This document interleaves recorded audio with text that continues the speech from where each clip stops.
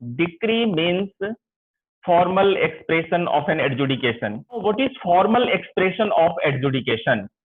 Formal. First word is, ध्यान से सुनना, क्योंकि क्योंकि हर वर्ड की सिग्निफिकेंस है, हर वर्ड की इंटरप्रिटेशन है. No, what is formal?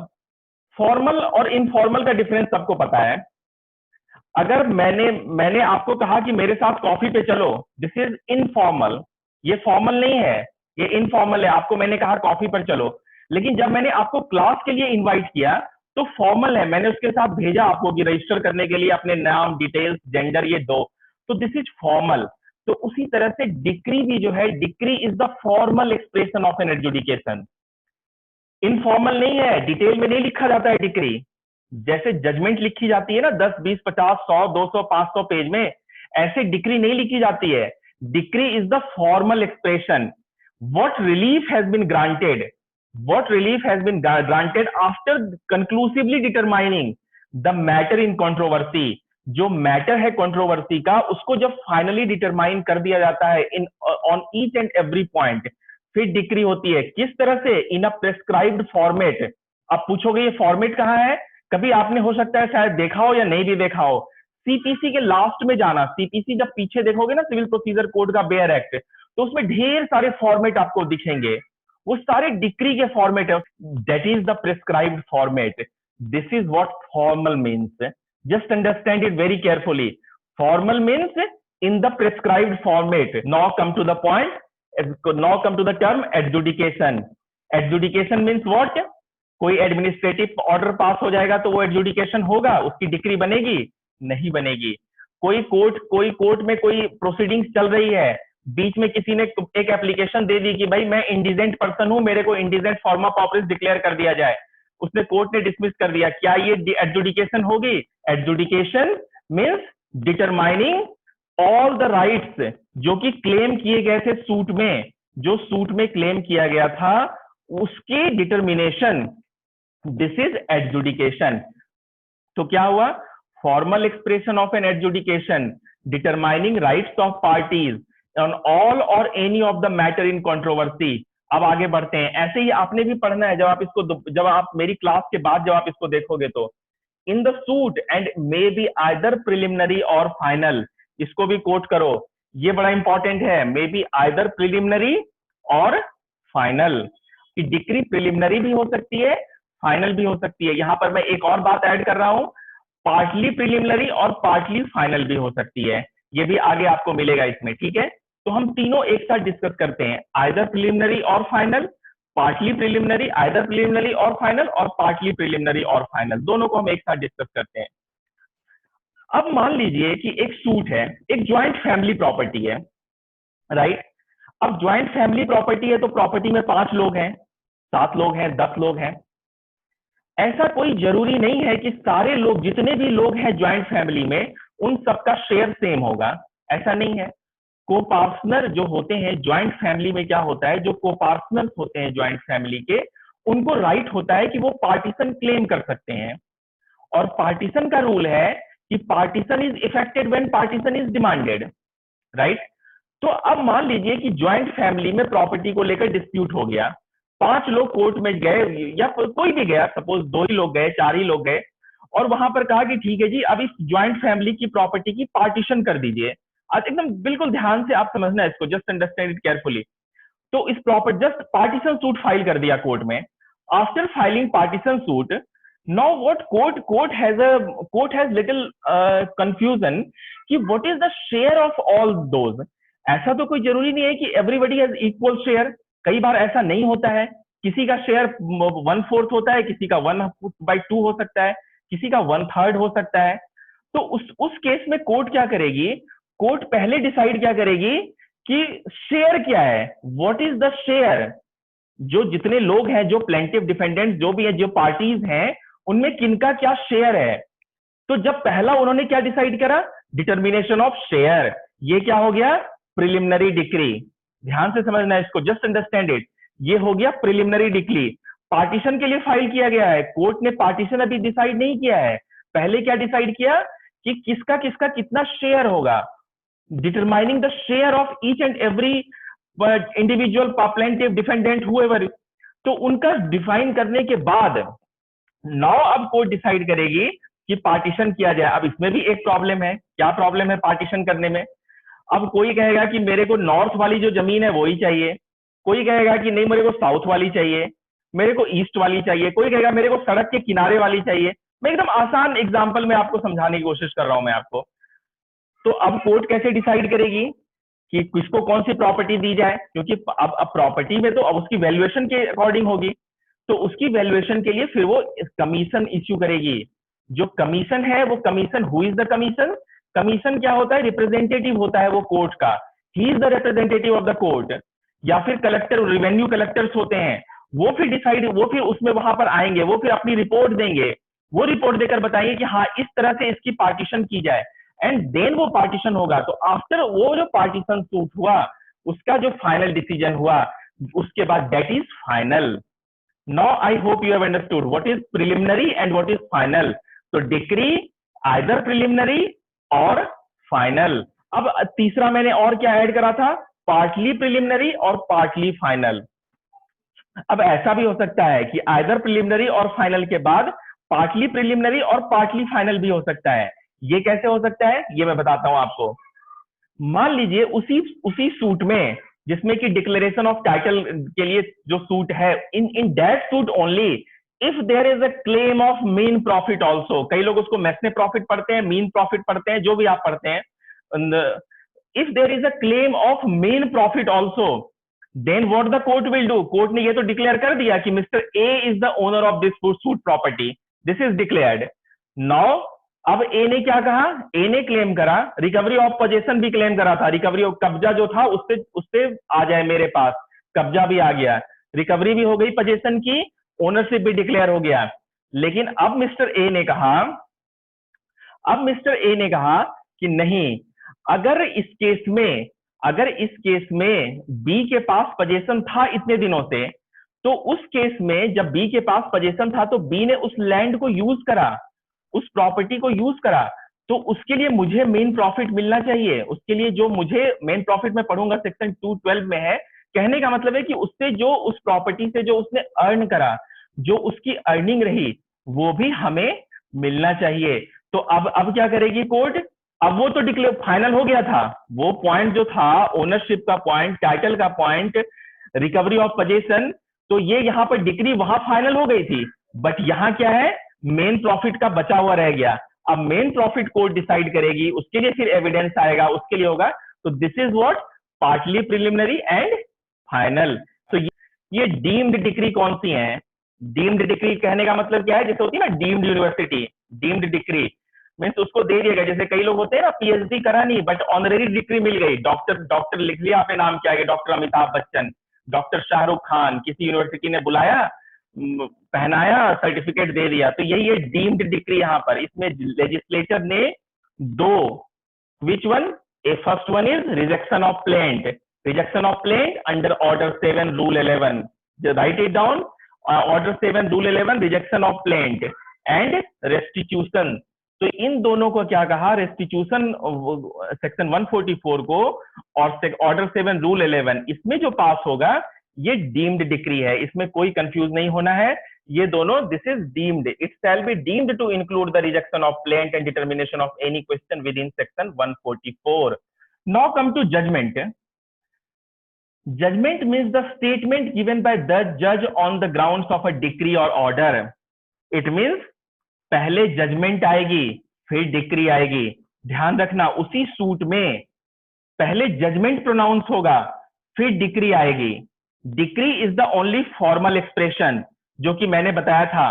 Court पहले जजमेंट प्रोनाउंस करेगी, जजमेंट में वो सारे डिटेल्स होंगे जो प्लेंटिफ ने क्लेम करा है, जो डिफेंडेंट, जैसे आप कोई भी जजमेंट आप देखना कोर्ट की जजमेंट कैसे होती है, उसमें वो बताते हैं कि प्लेंटिफ की ये सबमिशन है, this is the submission of plaintiff, this is the submission of defendant. क्योंकि कोर्ट तभी तो डिसाइड करेगी जब कोर्ट को क्लैरिटी हो कि क्या matter, what is the matter in controversy. अगर कोर्ट की ही क्लैरिटी नहीं होगी तो कोर्ट कैसे डिसाइड करेगी? Then court settles the issues, these are the issues which I am deciding upon. तो इसके बाद क्या होगा इन दिस की जजमेंट में क्या है, ये बिल्कुल ध्यान रखना, पहले जजमेंट आती है फिर डिक्री आती है। Order 20 rule 6A, order 20 rule 6A, just note it down, आप बाद में इसको देखना। ऑर्डर 20 रूल 6A कहती है कि पहले क्या होता था, पहले ये बाद में अमेंडमेंट से लाया गया इसमें, order 20 rule 6A। Order 20 rule 6A का कहना है कि जो जजमेंट होगा उसमें लास्ट जो पैरा होगा, रिलीफ एंड कॉस्ट, वो मेंशन किए जाएंगे। कॉस्ट कहां है मेंशन? Section 35 of CPC. ये सारे सेक्शंस जो मैं बता रहा हूं ये साथ साथ आप नोट कर लेना, ताकि आप बाद में जब उसको पढ़ो ना तो आप इन सेक्शंस के साथ पढ़ना। तो कौन कौन से सेक्शंस के साथ आप जजमेंट को पढ़ेंगे? Section 29, order 20 rule 4, order 20 rule 6A and section 35। ये चार सेक्शंस और ऑर्डर के साथ आप पढ़ेंगे उसको। तो अब ये ऑर्डर 20 रूल 6A क्या कहती है कि वो रिलीफ एंड कॉस्ट, वो जो लास्ट पैरा में वो डिटेल्स लिखने होंगे जजमेंट में, और वही जो रिलीफ का पोर्शन है वही डिक्री में चला जाएगा। When the judgment is pronounced, decree shall follow। Decree पीछे पीछे जाएगी उसके जजमेंट के, पहले जजमेंट प्रोनाउंस करेगी कोर्ट, उसके बाद डिक्री लिखेगी उस प्रेस्क्राइब्ड फॉर्मेट में। This is the formal expression, जो फॉर्मेट दिया गया है इन द प्रेस्क्राइब्ड फॉर्मेट, वो सारे बस उसमें डिक्री में बस रिलीफ लिखेगी। जो रिलीफ है, वो जो रिलीफ ग्रांट की गई है उस रिलीफ को मेंशन किया जाएगा। This is what. तो अब जजमेंट में क्या क्या होगा? जजमेंट में पहली बात होगी कंसाइज स्टेटमेंट। आप नोट डाउन करते जाना ये पॉइंट्स, ताकि फिर जब आप concise statement, points for decision and decision there. Concise statement, judgment 3 part में डिवाइड होगा। First part is concise statement. what does it mean, concise statement? It means submissions of plaintiff and defendant, what plaintiff is seeking for, what is the rebuttal of defendant, what now points for determination। अब court उसमें लिखेगी कि these are the points after going through plaintiff and defendant, after going through plaintiff and written statement filed by plaintiff and defendant respectively, now these are the points for determination, I am going to determine all these points and then decisions thereon। judgment contemplates the stage prior to passing of decree, decree pass होने के पहले का stage है। after the pronouncement of judgment, decree shall follow, right? Decree में decision देना है, but judgement में decision region के साथ देना है। अगर एक लाइन में याद रखना है, क्योंकि सारी बातें हमेशा नहीं याद रह सकती हैं, तो एक लाइन में याद रखना है कि डिक्री में डिसीजन देना है, जजमेंट में रीजन के साथ देना है। Decree contemplate formal expression, decree means final decision, but judgment decision with reason. ये इतना तो जरूर याद रहेगा, इसको याद रखना है, ठीक है। बाकी आप जितना आप उसको रिवीजन करते रहोगे तो आप उसमें अलग अलग पॉइंट्स लिख सकते हो। और इसमें सेक्शंस, ये अगर एग्जाम में क्वेश्चंस आते हैं तो साथ में order 20 rule 4, order 20 rule 6A, section 29 और 35 को लिखना है। हाँ, यहाँ पर एक चीज और बता दूं, सेक्शन 35 को डील कर देता हूँ, क्योंकि जो जजमेंट का लास्ट जो ऑर्डर 20 रूल 6A कहता है ना कि रिलीफ एंड कॉस्ट के बारे में बात करता है, कि जज कोर्ट जब जजमेंट लिखेगी तो उसमें रिलीफ और कॉस्ट को मेंशन करेगी।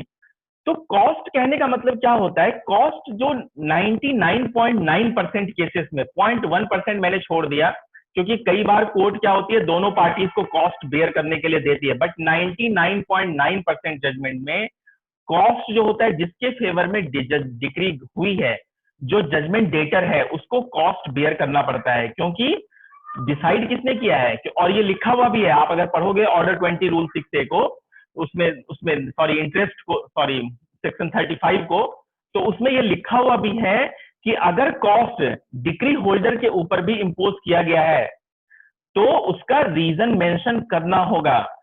Mentioning of reason is essential, is necessary when court imposing cost on decree holder, क्योंकि डिक्री होल्डर की कोई गलती नहीं है, ये प्राइवेट रॉन्ग है, सिविल रॉन्ग है, तभी तो सूट फाइल हुआ। रॉन्ग डूअर डिफेंडेंट है, जजमेंट डेटर है, जिसके अगेंस्ट डिक्री हुई है, नुकसान उसने किया है, कोर्ट उसने लाया है, टाइम उसने पे किया है। तो जो भी प्रोसीडिंग्स का जो कॉस्ट हुआ, जो लिटिगेशन कॉस्ट है, जो नुकसान हुआ, उसको कौन देगा? वो जजमेंट डेटर देगा। ये कोर्ट ऐसा ही ऑर्डर पास करती है, और 99.9% केस में। कोई एक्सेप्शनल केस हो जिसमें कि डिक्री होल्डर को कॉस्ट इंपोज कर दे या फिर दोनों पार्टीज को कर दे, तो एक्सेप्शनल केस है, बट ऐसा होता नहीं है, प्रैक्टिकल में आपको बात बता रहा हूं आपको ये, right. Now come to section 212, section 22 के बाद सेक्शन 29, और अब आ जाओ आप सेक्शन 2, सॉरी एक सेकेंड, सेक्शन 214 आ जाओ। पहले 212 तो हमने डिस्कस कर ही लिया, मीन प्रॉफिट है। Now come to section 214, this is order. Now what order is, क्योंकि ये तीनों टर्म एक जैसे लगते हैं, decree, judgment and order. Not decree and judgment is clear. Now come to the point, what is order. Section 214 of CPC. Order means the formal expression of any decision of a civil court which is not a decree. अब यहां फिर से ये word आ गया, now again the word is formal expression. Judgment में नहीं था ये वर्ड, जजमेंट आप देखो, इसको कंपेयर करो, जजमेंट में था, judgment means the statement given by a जज, स्टेटमेंट वर्ड यूज्ड। एग्जांपल देके समझाता हूं, तब समझ आएगी बात। सेक्शन 125 सीआरपीसी में क्या होता है, मेंटेनेंस क्लेम करते हैं। सेक्शन 125 सीआरपीसी है तो criminal proceeding, but criminal CrPC में मेंशन है, बट होती है सिविल प्रोसीडिंग है इसमें। अब मेंटेनेंस का जो ऑर्डर पास हुआ वो डिक्री नहीं होगा, वो क्या होगा, ऑर्डर होगा, दैट इज नॉट डिक्री। जो मेंटेनेंस ऑर्डर पास हुआ वो डिक्री नहीं होगा, वो क्या होगा, ऑर्डर होगा। अब मान लो कि इंजंक्शन क्लेम करते हैं, रेस्ट्रेन जो कई इंजंक्शन लॉ में, इंजंक्शन लॉ बड़ा ब्रॉड है। इंजंक्शन लॉ इसलिए ब्रॉड है क्योंकि आपके अगर प्रॉपर्टी डिस्प्यूट है उसमें भी इंजंक्शन क्लेम करते हैं, टेम्पररी और परमानेंट इंजंक्शन। जो दूसरे जो आर्बिट्रेशन के मैटर्स होते हैं उनमें भी है, ट्रेडमार्क, कॉपीराइट, पेटेंट, उनमें भी इंजंक्शन है। कि हॉर्लिक्स वाले क्या है, अभी एक जजमेंट आई है हॉर्लिक्स कंपनी की कि हॉर्लिक्स जो उनका ट्रेड नेम है हॉर्लिक्स, उसको कोई और यूज कर रहा था, तो इंजंक्शन के लिए करते हैं। अब आपने फाइल करा है परपेचुअल इंजंक्शन के लिए, केस जो फाइल करा है वो परपेचुअल इंजंक्शन के लिए करा है, लेकिन रेस्ट्रेन करने के लिए टेम्पररी इंजंक्शन ग्रांट कर दिया गया। तो वो जो टेम्पररी इंजंक्शन ग्रांट हुआ, ये क्या डिक्री होगी, नहीं होगी, लेकिन उसी सूट में, उसी प्रोसीडिंग में वो पास किया गया। This is order. Now this is order. Order is the formal expression of any decision of a civil court, but which is not a decree. Injunction suit में, this is a suit for injunction, suit for permanent injunction, suit for perpetual injunction. Court has passed order on, court has granted temporary injunction. तो ये जो temporary injunction जो grant हुई, ये जो temporary injunction है, ये ऑर्डर है, ये डिक्री नहीं है। Decree can be passed only in a suit.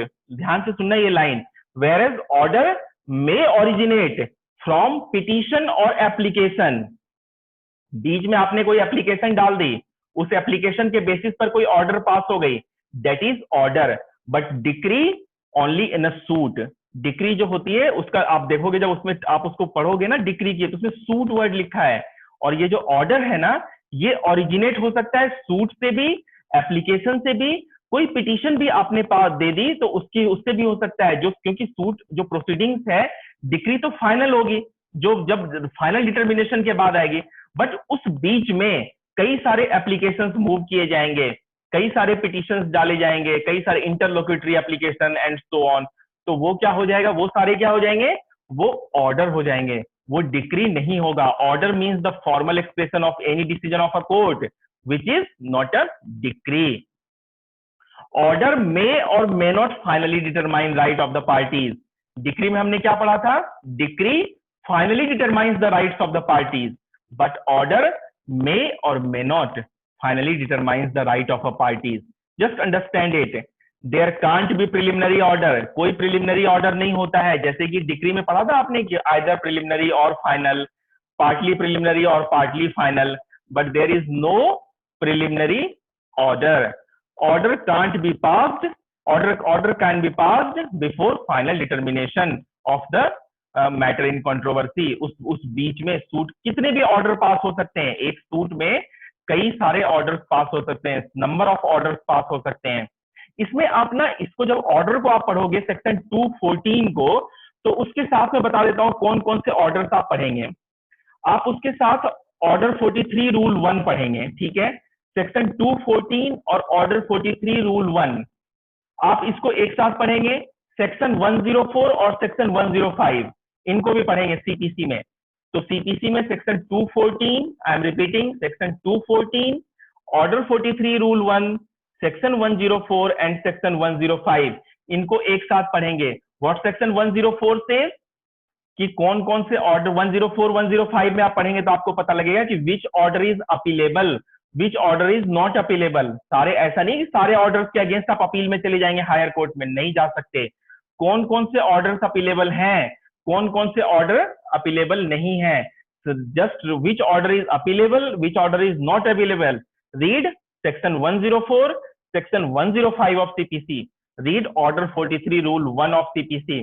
मैं उसके लिए भी बता दूं आपको, डिक्री के लिए भी, just write it down, order 20 and order 34, क्योंकि कोर्ट इसमें सिविल सीपीसी में, सिविल प्रोसीजर कोड में ये बताया गया है कि in which suit, in which type of suit preliminary decree can be passed. तो आपको कैसे पता लगेगा कि किस सूट में पास किया जा सकता है प्रिलिमिनरी डिक्री, किस में नहीं पास किया जा सकता है। Read order 20 and order 34, order 20 rule 1 2 3 4 5 and order 34। Order 34 talks about mortgage, तो ऑर्डर 20 और ऑर्डर 34 को भी साथ में देखेंगे जब आप डिक्री को पढ़ेंगे, सेक्शन 22 को। तब आपका जो कॉन्सेप्ट है ना, क्योंकि आपको तब ये पता लगेगा कि कौन कौन से सूट्स हैं जिसमें कि प्रिलिमिनरी डिक्री पास किया जा सकता है। इन एक सप्लीमेंट्री प्रोसीडिंग्स होती है। सप्लीमेंट्री प्रोसीडिंग्स क्या होता है, अब ऑर्डर पास करना कई बार क्यों नेसेसिटी हो जाती है। यहाँ पर एक प्रैक्टिकल एग्जांपल मैं आपको दे देता हूं। कोई सूट प्रॉपर्टी है, ठीक है, कोर्ट में एक एप्लीकेशन मूव किया, एक पिटीशन मूव किया। पिटीशन क्या मूव किया दूसरी पार्टी ने, कि ये प्रॉपर्टी को बेच करके ये भाग जाएगा, ये विजय माल्या की तरह चला जाएगा फॉरेन कंट्री में, फिर कहां ढूंढोगे आप इसको। तो उसमें सप्लीमेंट्री प्रोसीडिंग जो सेक्शन 97 है, वो फिर वहां पर उसमें क्या होगा कि अटैचमेंट करती है सूट प्रॉपर्टी की, अटैचमेंट भी होती है और डिटेंशन भी है उसमें। Attachment before judgment, detention before judgment, ये सप्लीमेंट्री प्रोसीडिंग्स हैं। अब इनमें जो पास किया गया वो क्या है, डिक्री नहीं है, दिस इज ऑर्डर। वो सप्लीमेंट्री प्रोसीडिंग्स में जो पास किया गया, this is order, not decree. Thank you so much, good night you all, good night.